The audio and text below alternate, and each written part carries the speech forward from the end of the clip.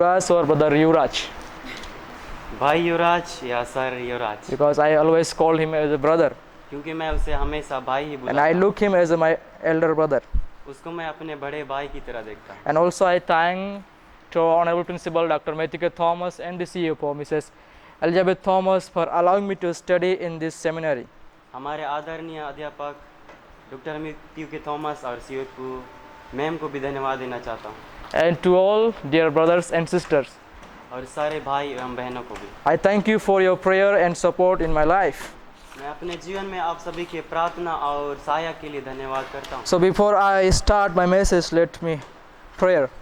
और हमारे वचन में जाने से पहले चलिए हम प्रार्थना में। Oh gracious Father, we thank you so much, O God, for this day and this morning, O God. We are grateful to you for your blessing, O God, what you have done in our life, O Lord Jesus. Once again, I am standing here to proclaim your word, O God, among your people, O God. Speak through me, O God, what you want to, O Lord Jesus. We thank you for everything.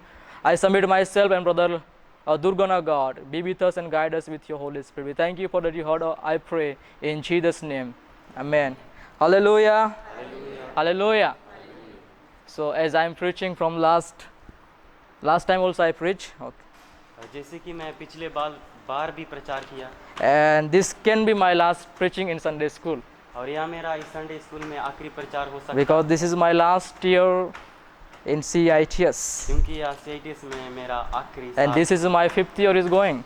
और यहाँ मेरा 5वां साल चल रहा है। Already I did my MD for 2nd year मैंने अपना MDU दूसरा भी कर लिया and this is my final year. और यह मेरा आखिरी साल। So it can be the last preaching in Sunday school यह संडे स्कूल में आखिरी प्रचार हो सकता है, and I will miss you all, you brothers and sisters. और मैं आप सभी को बहुत याद करूँगा। I say it can be, I can get again chance to speak. मैं बोला यह हो सकता है, फिर से मुझे मौका मिल सकता है। So before I preach the word of God, I want to ask something to you. और आप सभी के बीच में संदेश को देने से पहले मैं कुछ प्रश्न I पूछना चाहता हूँ। spoken here the 2 message or I preached 2 time or 3 time. और यहाँ पर मैंने 2 बार या 3 बार प्रचार किया। So what was my last topic when I preached here? और यहाँ पर जब मैं प्रचार किया, मेरा आखिरी प्रचार का If you will give answer, I will give something to you. This. यदि आप मुझे उत्तर दोगे तो मैं कुछ दूंगा। It is very easy to remember you. Somebody is saying RTS, CITS. CITS. That was first one. Huh? RTS. We are saying LBC. Does I bring from LBC? So RTS, I spoke from the RTS topic. मैं RTS के विषय से प्रचार किया। Who told this? Brother Ocean. So can you tell the point? What mean by RTS? If you will tell, then only I will give this one. Yes. Just fast because I have to preach. What I spoke from these 3 letters.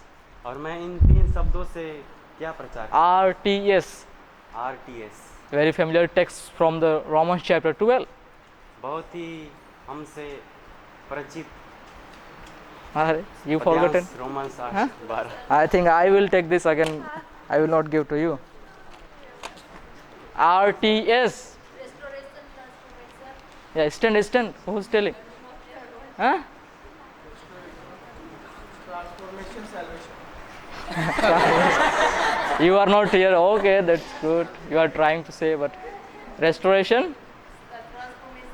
Does the Romans chapter 12 it says about restoration?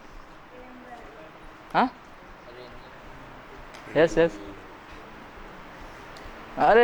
You can read Bible and you can give my point also. Okay, I think you will not tell me. Huh? First, let me say to you. Let me tell to you. मुझे कहने R means I say renew your mind. R का मतलब अपने मन को फिर से नया करें। T means I say transform yourself by Holy Spirit. अपने जीवन को पवित्र आत्मा के द्वारा बदलें। And S, when you transform yourself, submit yourself to the Lord by prayer. और S इसका अर्थ है अपने आप को समर्पण। I cannot forget that point. मैं उस सारी बिंदुओं को नहीं भूल सकता। And I thought that you also maybe remember that point. और मैंने सोचा कि आप सभी भी इसको अभी तक याद But you are not deserved to take this one. इसको लेने योग्य नहीं। Okay, I will give to Brother Roshan because at least he tell the RTS. Yes, let's see in the Word of God now. तो चलिए हम परमेश्वर के वचन को देखें। As we are the Bible college students, जैसे कि हम इस विद्यालय के या महाविद्यालय के and some of विद्यार्थी- you are came here newly, brothers and sisters, और बहुत आप में से बहुत लोग यहाँ पर नए आए हैं and we are hearing the message in the chapel service, the know your calling. और हम चापल सर्विस में सुन रहे हैं कि अपनी बुलाहट को जाने। But don't worry, I'm not going to speak about the calling now again. परंतु आप चिंतित ना हो, मैं उस विषय पर नहीं बात करूँगा। But I want to draw your attention to the book of Lamentation. परंतु मैं अपना आप सभी का ध्यान विलाप गीत की ओर लेकर Very जाना चाहता familiar text you can see in chapter 3 verse 1 to 27. हूं। और बहुत ही परिचित पद्यांश है अध्याय 3 उसका 21 से Now 27। before I preach or before I explain this, let me give the brief background of this book. और इससे प्रचार करने से पहले मुझे कुछ संक्षेप प्रस्तावना को देने दीजिए। Now the Lamentation means a book which is full of sorrow or grief.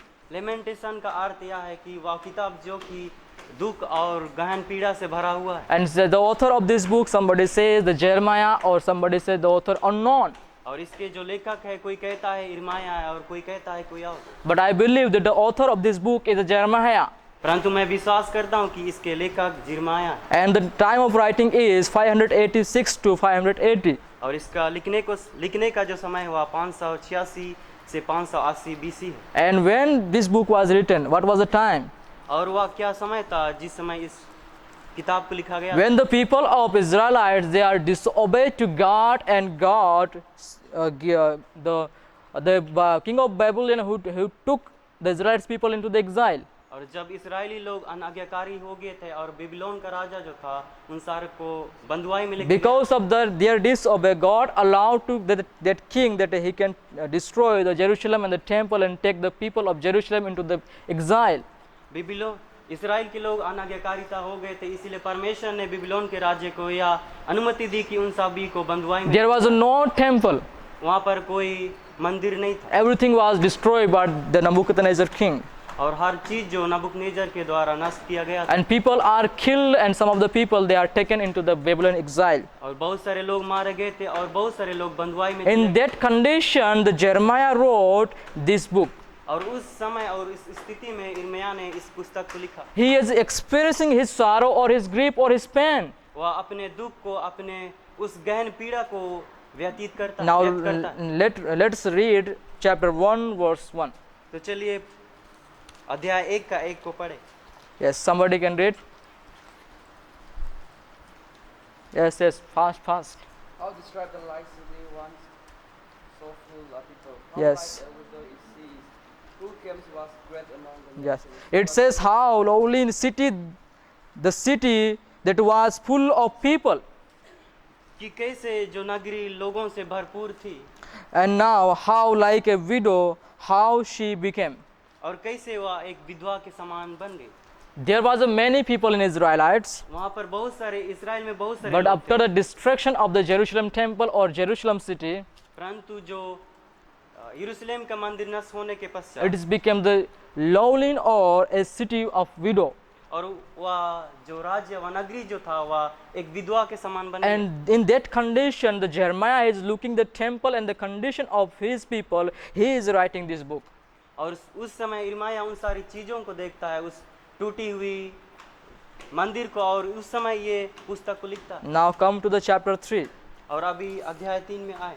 Now when you see in chapter 3 1 to 6, और जब आप अध्याय 3 1 से 6 तक देखते हैं it is speak about the darkness. और ये अंधकार के बारे में बात करता है। And again you can see chapter 3 verse 8 to 18, there is no hope.